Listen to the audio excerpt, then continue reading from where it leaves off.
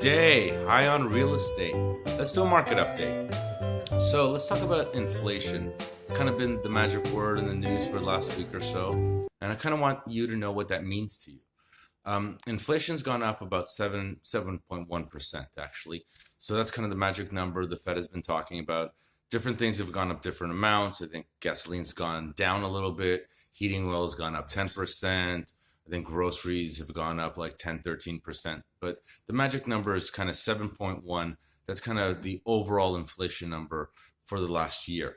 What that means to you is it costs you $7.10 more on a $100 bill what it cost you last year. So if whatever it was, groceries, or let's say a nice dinner, or let's just say you're gonna have to buy a turkey for Thanksgiving, whatever it may be that cost you $100 last year, it's gonna cost you $107.10 this year.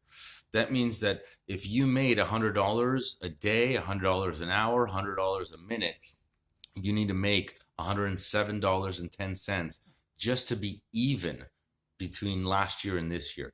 That's a really big number. Typically, inflation runs about 2 to 3%. And that keeps up with most salary increases because most salary increases are about 5%, which means every year you're beating inflation by a couple of percent, meaning that you are making more money last year than you made this year. Well, guess what? With 7.1% inflation, unless you're getting a raise of at least 7.1% from last year, you're losing money this year. That means you can afford less. You can afford less groceries. You can afford less gas. You can afford less dinners because you're not making $107. You're still making that $100 or let's say $105. And if things are going up faster than your salary, that's a big negative for the economy. And what that means is your salary is going to need to increase, and we're going to have an inflation of wages, which will then trickle down to the inflation of goods, and things will just snowball from there.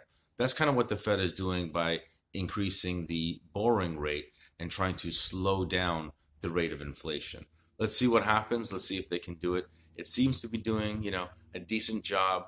We are really high at 7.1%, but we were probably anticipating a much higher rate.